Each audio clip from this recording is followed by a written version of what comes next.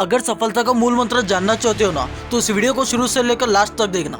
तो चलिए वीडियो को शुरू करते हैं। ये कहानी एक ऐसे स्ट्रगल की जिसके पागलपन की कोई हद नहीं। इस स्ट्रगलिंग एक्टर के पास ना काम था ना पैसा था। मजबूरी के चलते चलते इसने अपने बीवी के गहने तक बेचने पड़े। असली मुसीबत तो तब आई जब लैंड होल्डर ने इसे घर से निकाल दिया। कई रातें और कई दिन इसने बस स्टॉप पे गुजारी। खुद की भूख मिटाने के लिए भी इसने अपनी कीमती वॉच को $10 में बेचना पड़ा। नया काम ढूंढ ही रहे थे तब इसने मोहम्मद अली की बॉक्सिंग देखी और इस बंदे का अंदर का पागलपन जाग गया। और इस बंदे ने 20 घंटे जाकर एक मूवी की स्क्रिप्ट लिख दी और वो डायरेक्टर को ये स्क्रिप्ट इतनी पसंद आई कि वो स्क्रिप्ट के लिए $1,25,000 देने के लिए तैयार हो गए। पर इस बंदे की जिद तो अलग ही थी। इसने शर्त रखी कि वो मूवी में लीड एक्टर का रोल करेंगे और डायरेक्टर ने इससे मना कर दिया। कुछ दिनों बाद उन्होंने इस बंदे को $2.5 का एक ऑफर भी दिया, लेकिन ये बंदा जिद्दी था, फिर भी नहीं माना। आखिरकार इस बंदे के पागलपन और जिद के आगे प्रोडक्शन हाउस वालों को झुकना पड़ा और मूवी रिलीज हुई। इसका नाम था रॉकी जॉक और ये मूवी सुपर डुपर हिट हुई। आप समझ ही गए होंगे ये हॉलीवुड के सुपरस्टार सिल्वेस्टर स्टैलोन की है, जिसने कभी अपनी कीमती वॉच को $10 में बेचना पड़ा था। आज उनकी नेटवर्क है $500 मिलियन की है। ताकत सिर्फ जीतने से नहीं आती मेरे दोस्त, तुम्हारी मुश्किल हालात तुम्हारी असली ताकत बाहर लेकर आते हैं। अगली कहानी है 18 साल की एक जिद्दी लड़की की जिसने 20 दिन में 5 गोल्ड मेडल अपने नाम करके सबको साबित करके दिखाया। सिर्फ लड़कियां चूल्हा जलाने के लिए नहीं बनी हुई है, लड़कियां भी जी सकती है। लड़कियां भी अपने सपनों के लिए पागलों की तरह मेहनत कर सकती है।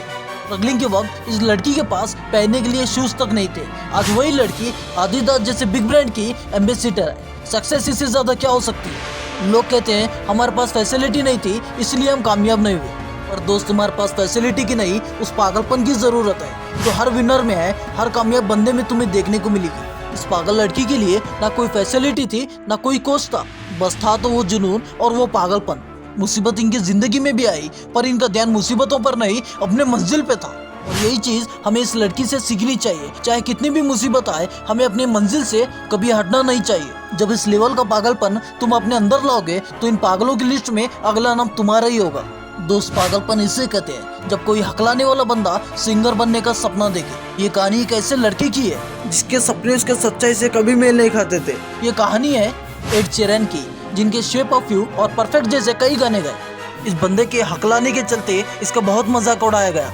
एक बार इनके पिताजी ने इन्हें एमिनेम की सीडी लेकर आकर दी। एमिनेम को गाते हुए सुनकर ये बंदा इतना इम्प्रेस हुआ कि पागलों की तरह अपने हकलाने की बीमारी को दूर करने के लिए मेहनत करने लगा। 16 साल की उम्र में ये बंदा सिंगिंग के लिए अपना घर तक छोड़ दिया और लंदन चला गया। और वहाँ कोई पहचान ना होने से 3 साल इस बंदे को रेलवे स्टेशन पर गुजारना पड़ा। ऐसे हालात में भी इसके पागलपन ने इसे हार मानने नहीं दिया और इसी पागलपन की बदौलत आज ये बंदा एक सदी के सिंगर में से एक है। आज इसके नाम 4 ग्रामी अवार्ड और 5 ब्रिट अवार्ड जैसे 100 अवार्ड है।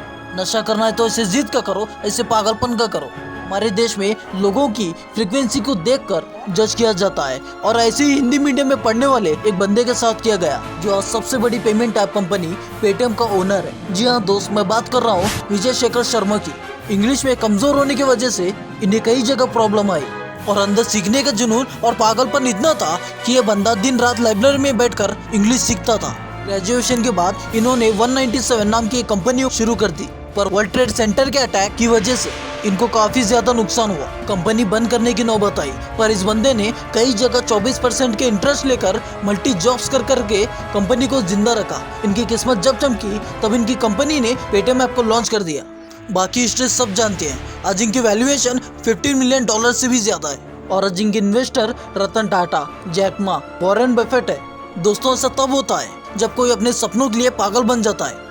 और ऐसी एक पागलपन भरी कहानी है दुनिया के वेलनम ऑटोमोबाइल होंडा के फाउंडर सुचिरो होंडा की है, जिन्होंने 15 साल की उम्र में भी एक ऑटोमोबाइल कंपनी में काम करना शुरू कर दिया और 6 साल के मेहनत के बाद अपनी खुद की एक कंपनी स्टार्ट कर दी जिसका नाम रखा टोकाई सेकी। बदकिस्मती से ये कंपनी ग्रेट डिप्रेशन के साथ ही बंद हो गई। इस फेलियर की वजह से इस बंदे का गुजारा तक मुश्किल हो गया, लेकिन होंडा हार मानने वालों में से नहीं थे। 2 साल और मेहनत करने के बाद इन्होंने अपनी नई कंपनी शुरू कर दी। नाम रखा होंडा टेक्निकल इंस्टीट्यूट। पर जैसे कामयाबी के पहले किस्मत भी इनका इम्तिहान ले रही थी। वर्ल्ड वार के चलते इनकी कंपनी बॉम्ब ब्लास्ट का शिकार हो गई और पल भर में कंपनी के साथ सारे सपने जलकर राख हो गए। पर नॉर्मल बंदा होता तो यहाँ पर हार्ट अटैक से मर जाता।